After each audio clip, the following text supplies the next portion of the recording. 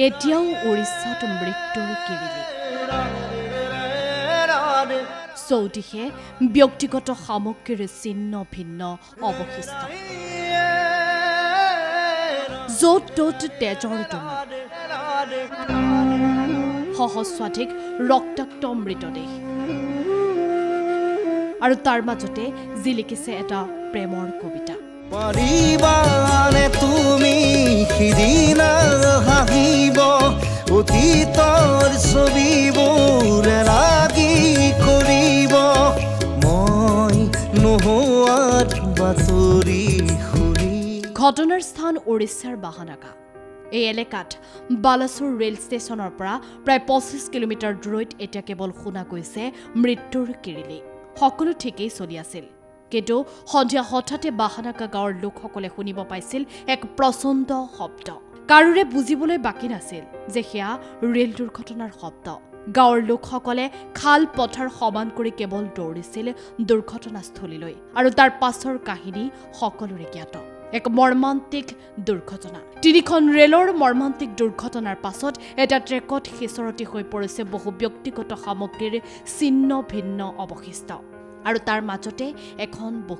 বহীখনৰ বাওপৃষ্ঠাত ৰঙা নীলা সেউজীয়া আৰু বেঙুনীয়া ৰঙৰ ছবি আৰু সোঁফালে হাতৰ আখৰেৰে লিখা আছে এটা প্ৰেমৰ কবিতা বাংলা ভাষাত লিখা আছিল সেই বিশেষ প্ৰেমৰ কবিতাটো অল্প অল্প মেঘে থেকে হালকা হালকা বৃষ্টি হয় ছোট ছোট গল্প থেকে ভালোবাসা সৃষ্টি হয় অৰ্থাৎ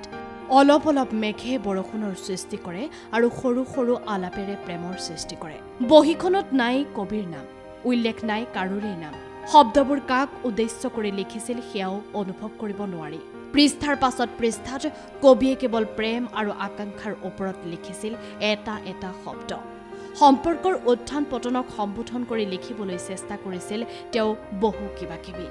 ৰচকজন জীয়াই আছেনে হয়তো আছে আৰু হয়তো অজান দেশৰ আলহী সমৃদ্ধ দেশৰ মাজত এক ভয়াবহ পৰিস্থিতিৰ মাজত আজি কেৱল চৰ্চাত এই কবিতাটো মৃতদেহৰ মাজৰ পৰা এতিয়া যেন প্ৰেমৰ বাৰ্তা বহীখন যেন ট্ৰেজেডিৰ প্ৰতীক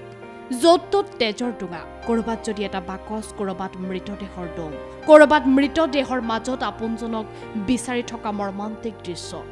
এঠাইত ফটা কাপোৰ বেছিভাগ কাপোৰ ফাটি চিটি যোৱাৰ আৰু কিছুমানত তেজৰ দাগ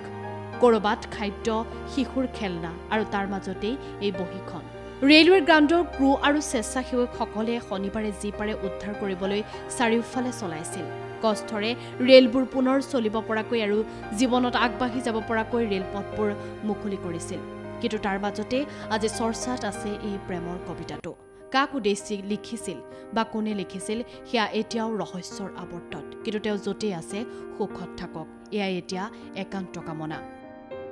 news desk report Prag news digital